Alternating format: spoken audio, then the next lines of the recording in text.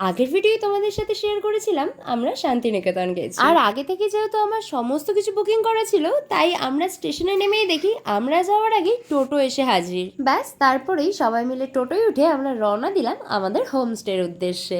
আর ঘুরতে যাওয়ার জন্য একদম পারফেক্ট টাইম আমরা চুজ করেছিলাম। ওয়েদার নিয়ে তো জাস্ট কিছু বলার নেই, এত সুন্দর ঠান্ডা ঠান্ডা ওয়েদার ছিল, ভীষণ আরাম করে ঘুরেছি। ব্যাস তারপরে হোমস্টেতে পৌঁছাতেই আমি টোটো কাকুর সাথে কথা বলছিলাম আমাদের এই নেক্সট দুদিন শান্তিনিকেতনের সমস্ত সাইট সিন করানোর জন্য। আর এই যে আমাদের নেক্সট দুদিনের বাসস্থান দিভিক সোলফুল স্টে, যেটা নিয়ে যতই কথা বলবো ততই কম। যাই হোক, পুরো হোমস্টের একটা ভিডিও তো তোমাদের সাথে শেয়ার করবো, সেখানে সমস্তটা বলবো।